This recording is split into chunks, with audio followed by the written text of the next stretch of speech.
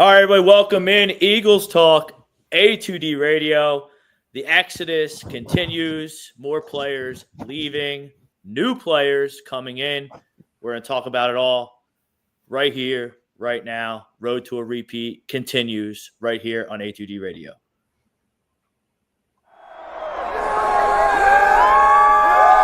You love the Eagles, let me get a hell yeah! You love the Philadelphia Eagles, let me get a hell yeah! Hell yeah! Philadelphia! All right, everybody, welcome in. This is Eagles Talk, A2D Radio. Rob Brinkman, Les Bowen, Peter Young in the house.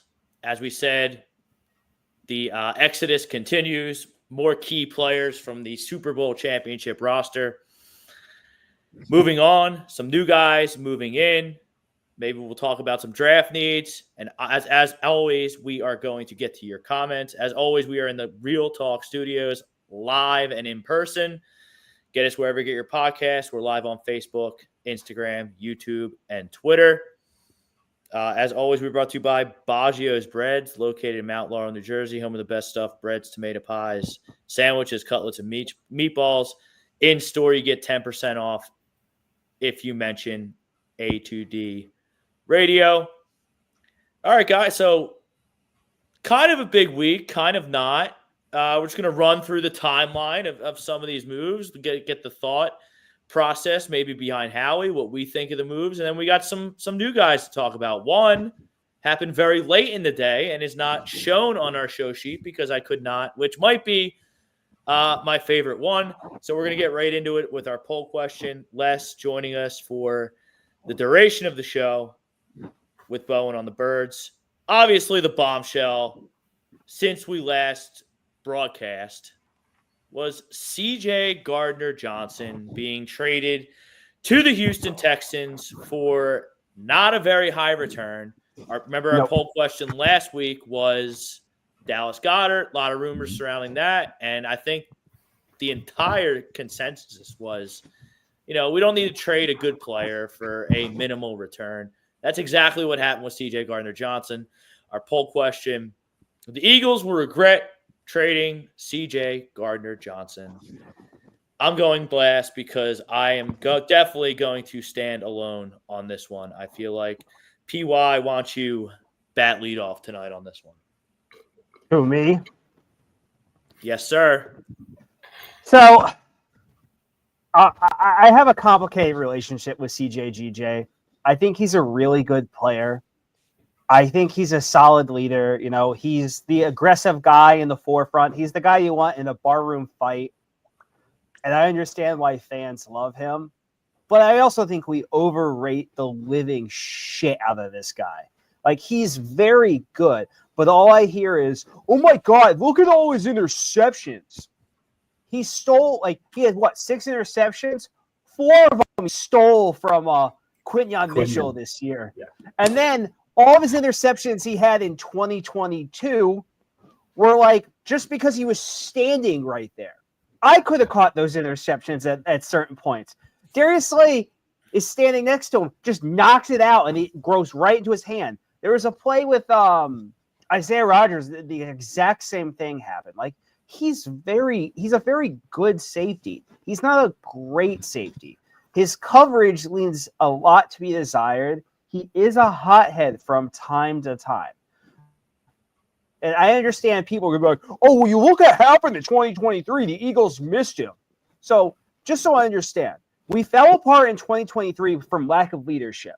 So we didn't have Fletcher Cox magically on defense as a leader. We didn't have Darius Slay. We didn't have a lot of the veterans on the team. So that magically is the reason. Could it be because we had the worst linebacker core in the NFL? We had the worst safety tandem of 6 safeties that they trotted around in the NFL. And your quarterback and your CB2 gave up 11 freaking touchdowns. You had your secondary consisted of Darius Slay and Band-Aids. I understand trying to make CJGJ out to be, well, he was just the missing piece. No, he's a piece. your missing piece this year was more from Jalen Carter, more from Nolan Smith, more from Moro Ojomo, more like Jalix Hunt getting his shot out there. Whatever you were getting out of Brandon Graham, which is great. Like a real linebacker core and real corners who you can cover. And you don't need, because look at it last year compared to this year. They had 2 less sacks in 2024 than they had in 2023, which is insane. Like, I understand people's love of CJ GJ. I wouldn't have traded him. However, he wanted to get paid. Here's what you don't do after you win a Super Bowl. You don't walk into the boss's office and then ask for a pay raise. If you won, like, if you work at a regular company and you just got voted like the #1 Fortune 500 company of the year, you don't walk into the CEO's office and be like, golly gee, this is amazing. Look what we accomplished. By the way, can I have a $100,000 raise? And I'm not saying he's not deserving of that, because he is, but you had 2 years left on your deal. And they just did this exact same crap with Hassan Reddick, to where, like, we know what it is to have someone on the team who could cause issues, because that's probably what he was doing in 2023. He was causing issues because he wanted his, and he was going out of his way to go get those sack numbers to show how elite he is. And like CJ, I hope he works out in Houston. And I understand that Kenyan Green is not anyone to write home about. And I understand a 5th-round pick isn't anything sexy. But the main goal for the Eagles right now is we have young studs, and we're going to see what they can do. Whether it's Nolan Smith, whether it's Sidney Brown, whether it's Keely Ringo, whether it's Moro Ojomo, like whether it's Kenyon Green, whether it's Tyler Steen, like it is the youth movement, because we're going to see what young kids can get done, because next year we have 12 draft picks. And if they don't get it done this year, those people are being replaced. So no, I don't think the Eagles will the Eagles right now, no matter what happens with CJ GJ, there's no regrets, because he made his bet. Well, I think the hour is up now. Yeah. Go ahead, Les. I agree with some of what Pete said. I'm not aware of Gardner Johnson asking for more money, but Speculation. Yeah, Speculation. I don't know about that, but I do think they will regret trading him, just because they're not that good at safety, frankly. Sidney Brown, I kept late in the season, I kept wondering why he got no snaps whatsoever after he was clearly, fully recovered from his injury. I kind of had the idea that maybe Vic Fangio wasn't that high on him. I guess I'm wrong about that, because they seem to be looking at him as a starting safety this year. So he was obviously on that trajectory when he first arrived. I don't think trading CJ GJ is going to doom the team or anything like that, but I probably would have kept him around. It's one of those things where I'm kind of going back and forth on this a little bit. I do think they'll miss him. I think they'll miss his ball hawking. I think they'll miss his intensity, his attitude. But for some reason, this guy changes teams just about every year. Exactly. And, that's something you kind of have to look at eventually. And I'm not privy, I'm not down there anymore. I don't know, but I just wonder, he had the thing with Slay, which shouldn't matter because Slay's gone. I just wonder how many other teammates he might have had some issues with, or front office people, or Big Dom, or coaches, or, whatever. But, it was an unexpected move for me. I would have rather him stayed, but I don't think it's the end of the world. But I'll go down as agreeing that they will regret trading, because I don't think they'll be as good at safety. The money, like, I hate this move. I don't like this move. Like, let's put his attitude and some of the stuff that's the extracurricular stuff, let's put that off to the side. Let's put his money off to the side, whether he asked for more or his contract was too much of a burden for down the line when you have to trade sign Jalen Carter and some of these other guys that potentially are going to make big time money at premier positions like edge rusher and outside corner with Mitchell. Yeah. This guy is a winning player despite everything about his attitude. He left the Saints and he came here in 2022, and the Eagles went to the Super Bowl. They didn't win. They lost to the Chiefs. Then they decided that they didn't need him. They didn't want him. He goes to Detroit.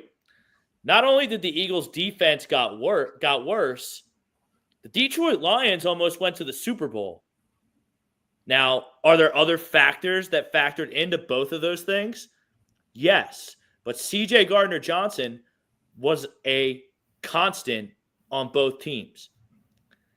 Then you look at, this guy's a problem. They let him go. He comes back here.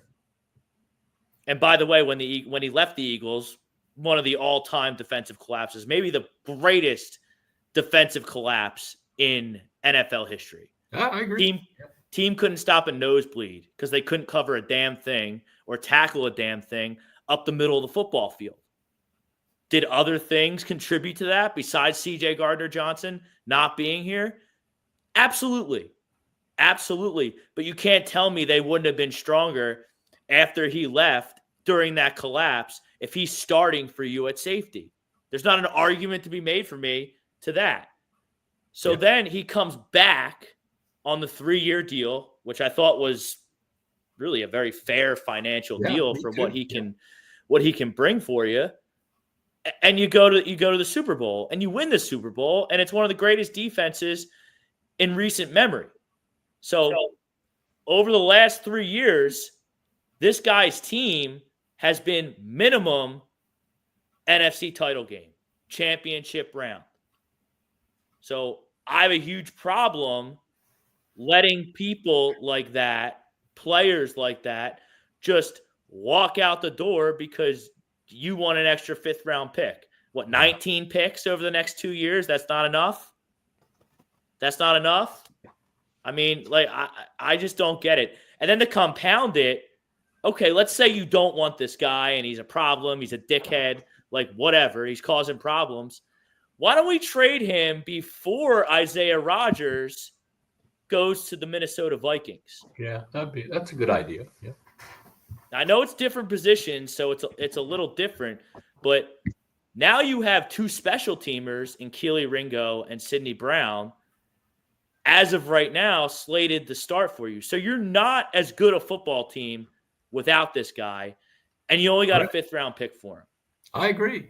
Now, Kenyan Green is interesting in that if you go back and look at all the draft reports, everybody thought he was going to be a real good player. He went 15th overall. Some people thought maybe he was a little overdrafted. Maybe he was more of a high 2nd round kind of guy. Even so, high 2nd round guy is usually a really good player.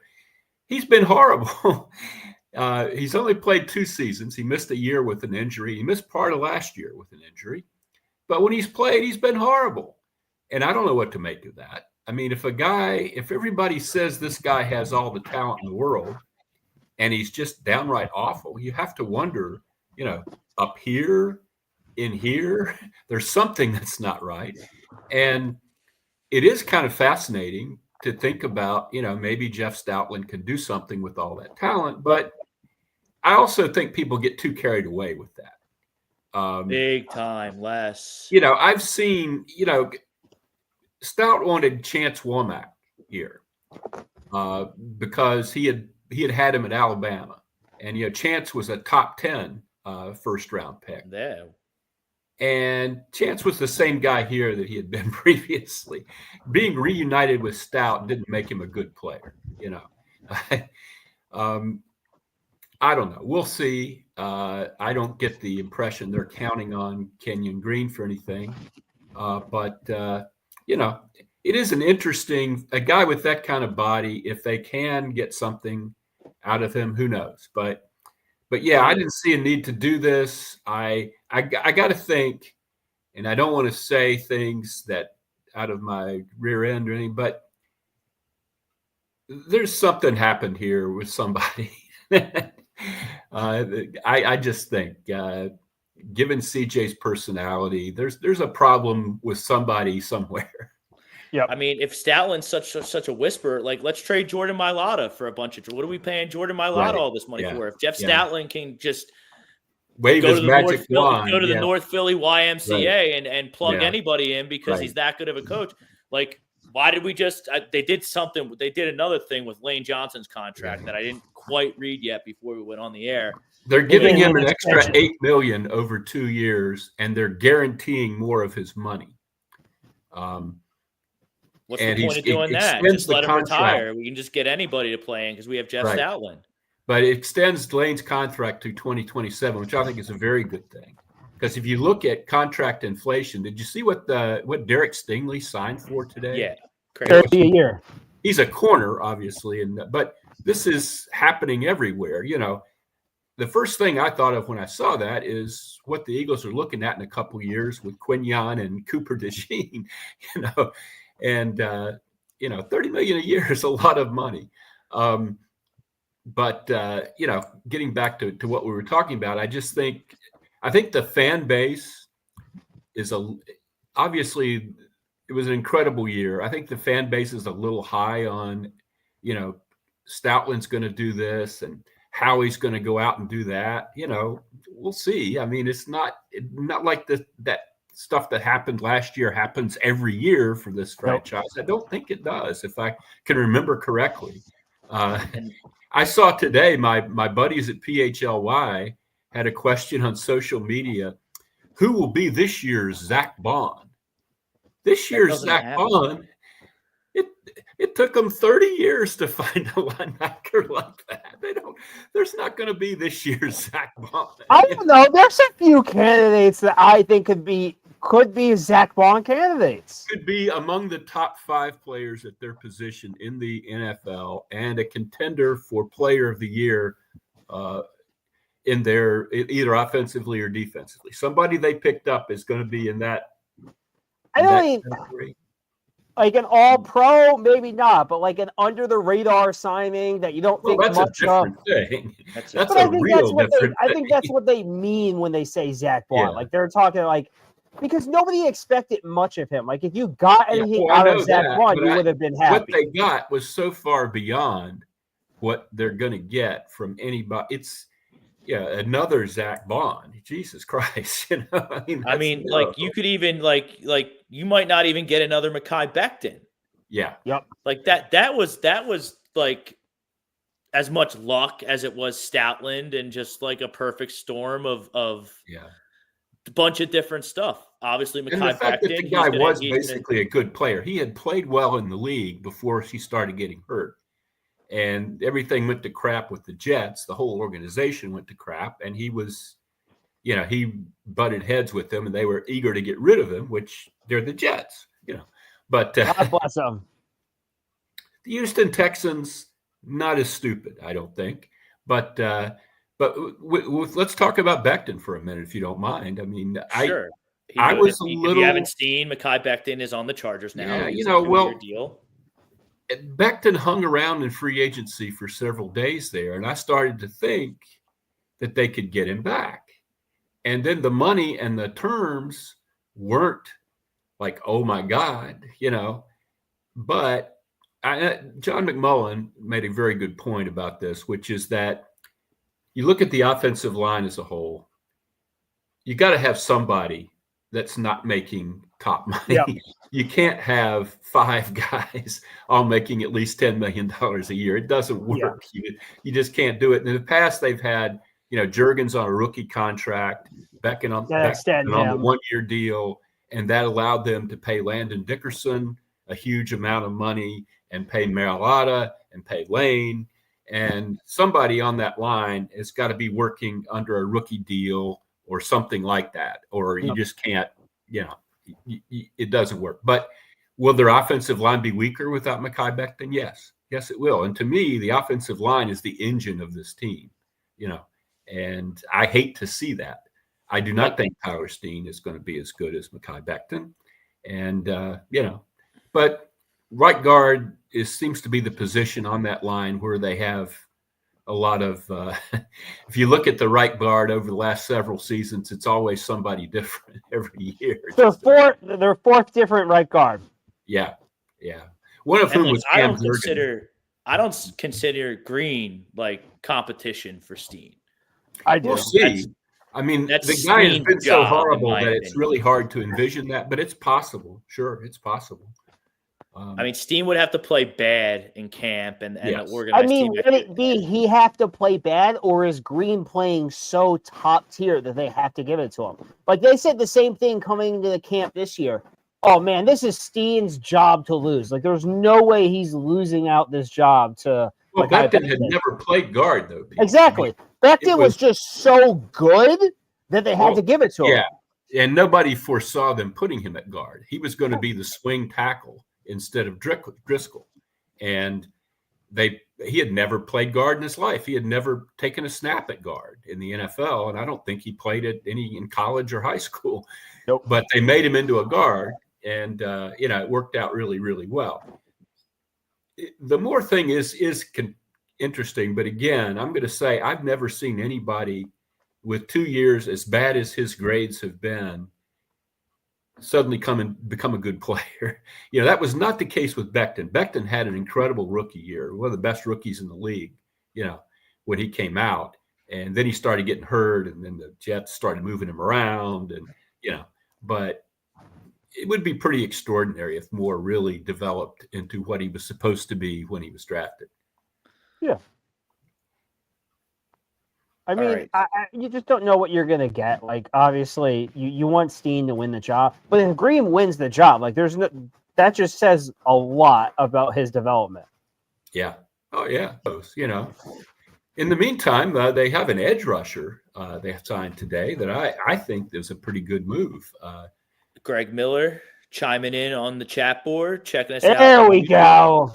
Aziz Ojulari. I believe I'm saying that right. I was practicing it all day. The only reason this guy is available at the price they got him at for 1 year is that he's been hurt a lot. He's been incredibly really productive when he's played. I don't know why the Giants really – they're not just overflowing with talent up there, unless I missed it. The fact that he's been hurt, he's healthy now. I would have tried to hold on to him somehow if I were the Giants, but they didn't. And the Giants have a little bit of a track record there. Yes, they do. My buddy, who's a Giants, he's a Giants fan. He texted me. Eagles signed Aziz Ojulari. He's probably going to be really good for you guys. Shit. I think that's quite possible. I don't think he's going to play, half the snaps or anything like that. But I think he'll be a rotational guy who will get numbers. Yep. I think the depth on the line that's starting to show between him and how do you say his name? Unse? Oh, I've never seen it. I've never heard it pronounced, actually. Uche, I think it is. Uche.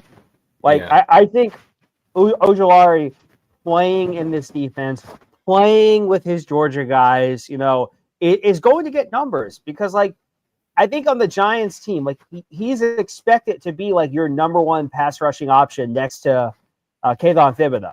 That's not the case here. Just be a guy. Be a guy to where we call your number. You're getting sacks. It's like what we're asking Moro Jormo and Jalix Hunt to do. When I call your number, make sure it hits center field, and I see you on base. Yeah. And the only caveat there is he has had a lot of injuries, not just one injury or two injuries, but a lot of injuries. So I don't know. Some people just don't. Some people physically just can't hold up. Maybe he's like that. I don't know, but we'll see. Brian Daly, he likes some of the depth moves the Eagles have made this offseason. A couple tight ends, they brought in. Yes, Harrison Bryant. I like him. They I brought like back him a Patrick lot. I think Johnson to play special teams, which I think is probably a pretty good idea. As Rob mentioned, or maybe Pete mentioned, whoever mentioned, they've got a couple of special teamers that are from last year that are going to be starters this year. So bringing in some veteran special team. I really like the Harrison Bryant signing. He can really block.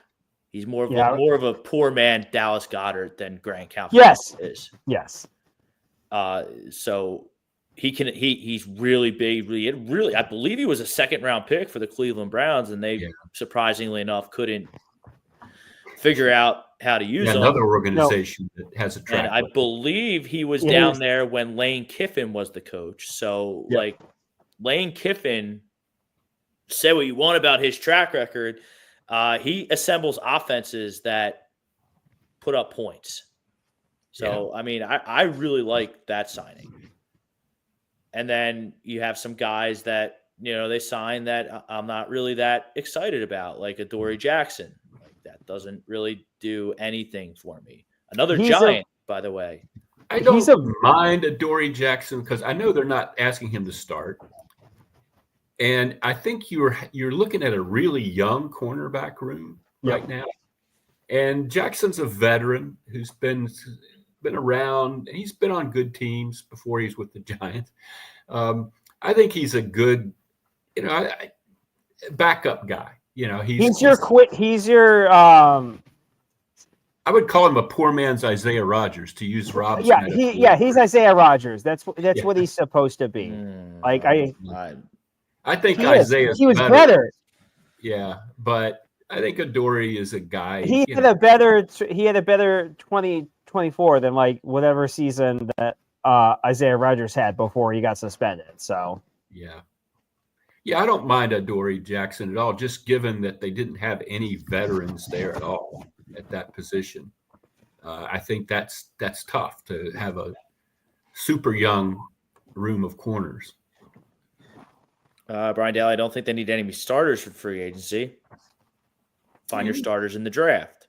Maybe I don't know about finding starters in the draft. I wouldn't go into the draft with that idea when I'm drafting 32nd. I agree. They might find a starter in the draft, but I'm not looking to do that, frankly. It'll be real interesting. I think everybody thinks they'll trade back out of the first round if they can. Move up because we're in a very great, very good position to move up. I like moving up myself more than I like. But that requires someone to fall. The ideal position is obviously you should be making best friends with the Vikings. Yeah, if someone starts falling, they are your perfect trade partner because they don't have a second round pick. Okay, interesting. I think you get more getting a real first round player, one of those top 18 or so guys. But the mock drafts I see so far, a lot of guys are all over the place, not the top 5 guys, but the guys that you see mocked to the Eagles, sometimes they're mocked to the Eagles at 32 and sometimes they're mocked to somebody at 17. And it's like, well, that's a pretty wide discrepancy. I don't know that I've seen it be that volatile so much. I think it was Daniel Jeremiah who talked about the depth of this draft, and they're just like, after the top 15 guys, like it's basically 16 through 32. You still feel as confident in the late 30s, early 40s as you do there. Yeah, it's basically who you like. Basically, there's John Malmos checking in, disagrees, giving up as many as he's gotten. And I've said before, it's still early in the offseason. It is early in the offseason, but you mean CJ? He's talking about, is John talking about CJ? He's talking about CJ Jai. He's talking about our poll question. He did give up 9 touchdowns last year, and that's a big number, for that secondary. How come every defense he joins gets better? And when leaves, the Lions, he played 3 games for the Lions. Okay, let's just. It's okay. I hear you. Yeah, I'm kind of between you two guys. I would not have done it, but I don't think he's the greatest, ever there. Brian Daly. I also don't think this move is made unless Vic Fangio gives the thumbs up. Yeah, I don't think they do anything defensively anymore without Fangio's input. I think Bryce Huff might have been the last time they did something without asking Vic Fangio, and it might be the last time until Vic retires that they do anything without asking Vic Fangio. And Brian Daly likes Sidney Brown. Everybody likes Sidney Brown. What has he done lately, though? I don't know. I like the idea of Sidney Brown. If that counts. Gave him a good, PFF loved him in 2024. Even the limited snaps he played, good coverage grade, great tackling grade, decent run stopping. How many defensive snaps did he play last season? I don't know. Enough to qualify, it would appear. I mean, he couldn't beat out CJ Gardner Johnson, which means CJ Gardner Johnson is way better. Well, also Sidney for part of the year was timeout on that one. He was recovering from rehabbing his knee, I believe. Yeah, he wasn't ready to go till October, and at that point, there's no beating out CJ. Yeah, they brought CJ back to start, certainly. Yeah, there's no argument there. But Sidney wasn't even. Yeah, it was half the year before Sidney really got on the field. Coop was hurt. No. Like, Coop was ready to go, like, at the start of the season. He missed most of camp. Sidney Brown wasn't able to get on the field until October. Yeah. Avonte Maddox, one of my favorite guys in the locker room when I was covering the team, was so bad in that role that you could certainly beat him out. Yes. That was not the same situation as with Sidney Brown. Suck so much as a starter and a veteran that they're willing to throw the rookie who hasn't played a down since, like, you had no camp. They're just throwing you out there to see what you can do. Yeah, you're bad.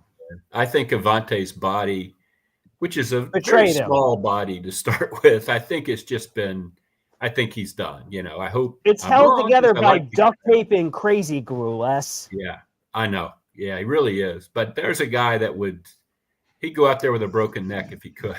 That 2018 draft class, baby. Yeah.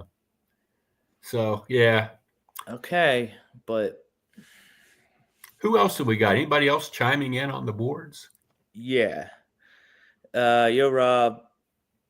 Many other mitigating circumstances in 2000. I mean, I said that. I did say that. I did point that out. He did. I don't think John's challenging you to fight there, Rob. I think he was just making. No, he's not. He's a homie. He's a homie on social media. He loves the draft, and he loves when young guys come in and play. But there's a lot of good young safeties in this draft that you could bring in that will make a difference. Point. Malachi Stark is a huge one. Several years ago, they got Reed Blankenship after the draft. Yeah. But Brian Dale, he understands. Brian brings up the thing that I touched on, which I'll say again. For some reason, CJ has a new team every year. Yes. That he does. We get some Eagles love. Noah Eaton, he agrees to the poll, so he thinks that they're going to. SJM disagrees. Difference maker, yeah. Difference maker. Can't say I'm excited. He's gone. His swagger will be missed. But 1 year left. I think he had 2 years left. He had 2 years left. Mistaken. Yeah, I think so too. But I don't know how it's structured. Was it 2 real years or, I don't know. One more real year. Contracts there seem to be. I mean, everyone seems to think like this is a foregone conclusion that like Stoutland is just going to fix. Yeah. I don't even think Kenyan Green. I don't think anyone thinks that. I think I think they looked at it as, all right, cool. You want more money. We don't want to pay it. We'll send you to somewhere that doesn't suck because we're respectful of what you did.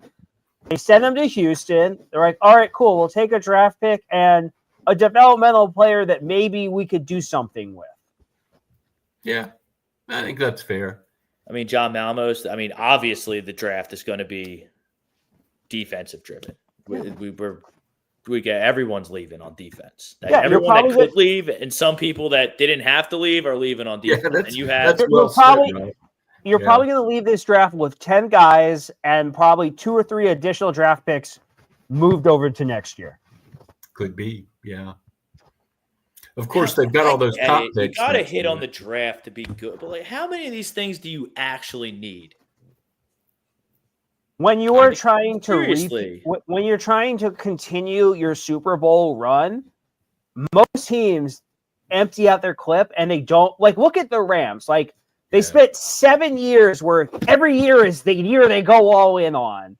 And you make dumb move after dumb move and kill your draft stock. The Eagles over the next 2-3 years could have 25 plus draft picks to where when you need to draft the young guys, because you're going to have a lot of guys you have to pay, you can do that. But also, if you find a guy that you're in love with trade-wise, like whoever, you can go out, you can go get him because you're not killing your draft stock. You have them available. If there's a guy next season who is available, you're going to be able to make that move because you're going to have 12 plus draft picks available to play around with. But one thing you touched on there, Pete, that I want to clarify, it's in the coming years, if they keep their veteran core together, if they keep Jalen Hurts here, if they have several more years out of Devontae Smith and AJ Brown and the offensive linemen, the key guys, Jalen Carter, we've mentioned. You put all these guys together and you think about them playing more than just like next year or the year after, but beyond that, you're going to need to really hit big in the draft. Yes. Because the salary cap, you can't have everybody making $20 to $30 million a year. You're going to have a large group of starters who are playing on rookie contracts 3 years from now. It's not going to work any other way unless the cap explodes. You're not going to be able to do it. You're going to be trading off parts the way the San Francisco 49ers are right now. Well, too bad. We had our shot. Because they kept buying in and like the Rams did. And the Rams eventually won, PY. No. You don't understand this. The Rams won after 8 years of 7, 8, whatever it was, from 2016 to what? 2021, right? Well, they finally wised up and got a quarterback. And then they won. Yes, but it only works if you win. Otherwise, you're just throwing it in every year and be like, all right, this is the year. This is a terrible example by you. This is a terrible example. It's a great example. The Rams did it absolutely perfect. No. If Stafford was never available and they kept going all in every year. First off, they didn't have a slouch at quarterback. They had Jared Goff, and they did McVay and those powers that be saw that they could get their hands on Stafford and thought that was an upgrade, and they were correct. Matthew Stafford's probably going to go to the Hall of Fame one day. Yes. But when they get Jalen Ramsey and they bring in OBJ and they get all these guys and they're not picking. And by the way, when they did trade all their draft picks, I don't know, somehow they got one of the best young defenses in the in the league. It's because when they stopped trading the offensive line of the picks, Eagles looked like exactly in that snow game. They stopped trading away draft picks. I thought they were trading away all these draft picks because they didn't know how to draft. Turns out they do know how to draft pretty well. So I think they're actually doing pretty well right now. But I kind of see your point in that they did get to a point where they had too many old guys on big deals. And you don't want to be that team. I wonder sometimes if Howie is a little too afraid of that. There's been a lot said about not wanting to repeat the mistakes of 2018, but I don't think the answer is always to do the opposite of what you did in 2018. The rosters are so different, so much younger. Yeah. I think the big issues that we faced were we just brought in all the old guys, which is I don't think that's what they're doing. They're going out and they're getting young guys with upside. Right. And if any of them hit, then you don't want to bring them back, then you're going to get some nice compensatory picks. So it's like it's smart forward thinking. Right. Well, the core of the problem in 2018, other than Carson Wentz and all that, was if you look at the drafts they had the several years before 2018, they were awful. They had awful drafts. So there wasn't the young core of players to step up. You know, they were relying on some guys stepping up who weren't capable of it, like Marcus Smith and people like that. You know, they just didn't draft well during that. Nope. Even Derek Barnett, you know, after that first year, after the Super Bowl year, was not a good player. You know, they got a few guys here, Suamalo, and, you know, but Nelly Aguilar, you know, was a first-round pick. They did not perform well in the draft, and they were not in a position to maintain the excellence of that team.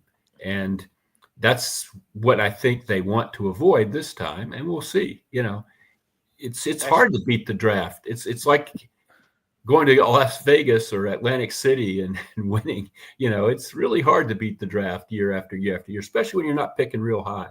Because some of these guys that they've hit on have been because they happen to have or traded up for really high picks. SJM, Steen, Green, Keegan, maybe another. Yeah. Tate Rutledge is a guy from Georgia that like a lot of people like, unlike the message boards and the mock drafts. He's a Georgia Bulldog, and he knocks the snot out of people. Yeah, I'm not sure everybody that ever played for Georgia is the answer. Are you sure? It's I want to say no, but it's getting a little tough to say that. I want all of them. I want all of them. Yeah. Okay. I want to collect these dudes like freaking Infinity Stones. You know, there are a lot of. I wouldn't even have a player like not on the SEC in my draft board. Yeah, but then you wouldn't have drafted Quinyon Mitchell. Yeah. Right. We debated that, and I don't think anybody saw him being that good that quick. Well, there was somebody. He's just not here right now. Yeah. And that was a good player. And to get him at 22, that's fine. But like some people laughed draft in the comments and they said trade up into the top 10 to get this guy. Like, no, I was. They're not trading in the top 10. That would take I don't know what the hell. But that's also the joy of having 20 picks over 2 seasons, to where if you see a guy, a gem, whether it's in the first or second round, you can trade up and go get him. You can trade up to a certain level. Yeah, to a certain level. Trade to the top similar to what you did last year with Coop. It's way easier to trade like on day 2. Yeah. Like go from like the third round to the second round, or up 10 spots in the third round as opposed to going up 10 spots. The whole day 2 thing is really interesting to me, because when I first started covering the draft, they did it all at once. You know, they didn't have these days, you know, but there's really a reset between day 1 and day 2. And I think teams kind of really get a chance to gather their thoughts a little more than they would if they were going right into round 2 after round 1, you know. And I think it's an interesting. Remember it started at noon on a Saturday and went to like, it was just like a 14-hour like thing. Hey, when I was on the copy desk at the Daily News in the mid-'80s, I remember the draft where they drafted Jerome Brown. At that time, the Daily News was a PM paper, and we could remake the front page and get a story in. You know, they had the draft starting like on a Tuesday morning or whatever it was. I don't remember the day of the week. It might have been Thursday morning. It was a weekday. And you could actually get the Eagles' first-round pick in an edition of the paper that people would buy on the street. You know, for you guys, paper is something, it was printed, and there were pages and there were pictures and headlines. No, I'm not understanding. But it was. I miss the paper. I mean, yeah, me too. But I used to look at when I was a little kid. I forget the guy that did it, but they would have like the helmets Yeah. versus each other. It would have the spread. Well, usually Paul Domowitch did something like that. It wasn't him. Well, there was also Vegas every Vic. week. Vegas Vic. There were all kinds of different things we did, but yeah, the draft has been through a bunch of iterations. It started out in Philadelphia when Bert Bell was commissioner. The first draft was held in Philadelphia in a hotel. Really? I don't think there was much to it, but yeah, it's the 3-day draft is quite a thing, and it's very, very different than it was 20 years ago. Greg Milakovic, CJ Johnson, 100% replaceable. Okay. Yeah. Okay. The previous commenter, I didn't want to. Which one? The guy with the initials. SJM. He mentioned Keegan, and I see a lot of fans doing that. We don't know a thing about that guy. I mean, he won the face paint at Michigan. That's all we know about him. Yeah, apparently. Here's another one about him. Yeah. Okay. He hurt during Michigan's title run. He was one of the beloved captain. Cool. Okay. Yeah. I hope, but I don't know. That could be an interesting option. We'll see. Yeah. Maybe I don't know. I honestly don't know. Yes, please. Malachi Starks, yes. A lot of people want this guy. I like the kid out of Notre Dame at safety. He's okay. His name's Xavier Woods. Okay. I've never been a big draft Notre Dame guy because it seems like a lot of high-profile Notre Dame guys aren't that good in the pros. But lately, that's been less true. It was real true for a while there when the Eagles were drafting who was that edge rusher they drafted from Notre Dame? Oh, they got who was always hurt.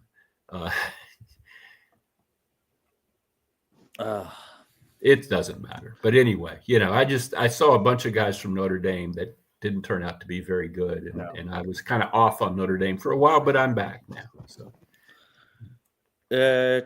well, I mean, Freeman has that. He knows about defense. So I like Marcus, their head coach there at Notre Dame. He knows defense. Yeah.